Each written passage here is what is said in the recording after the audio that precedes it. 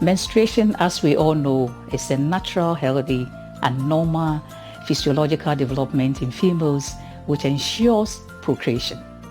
This should, under normal circumstances, be greeted with honor, dignity, and celebration. Unfortunately, many girls in particular see, hear, and experience the opposite. Many girls greet their first periods with alarm, without knowing anything at all about menstruation and how to manage it in a more hygienic way. According to the World Bank, at least 500 million women and girls globally lack adequate facilities for menstrual hygiene management. As a policymaker in education, a parent, and a woman for that matter, I have noticed that menstruation can potentially affect girls' ability to thrive and succeed within the school environment. As we celebrate this year's Menstrual Health Day today, let all stakeholders raise our support for the menstrual health management for our girls. Girls, feel amazed, bold, and confident during your menstruation. My name is Eugenia Bodi, and I'm a menstrual hygiene management ambassador.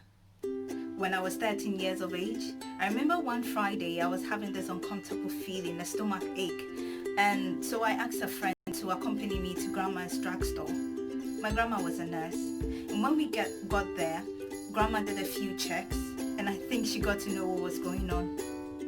She gave me something for the pain and also changed my undies, but this time they were padded, and that's when I got to know what was happening to me. We had studied something about menstruation back at school, but to experience it myself, that was an experience. Later that night when she came home, Grandma sat me up on my bed and told me everything I now know about menstruation, what to expect in my body, how often this is going to happen, the decisions I make hence going forth. It was always at the moment, but she was with me every step of the day. On Sunday, when we got back from church, Grandma and Grandpa gave me a toy and egg. This time it was Grandpa who took up the conversation and told me that this is a rite of passage and this is how they used to celebrate women back in the days.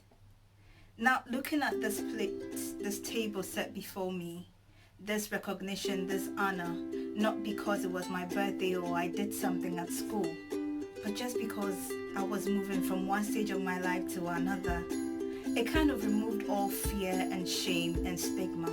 And even up to this day, every time I go through my cycle, I don't relate menstruation with fear or stigma or shame. And that was because I had a community with me to go through my cycle, my first cycle with me.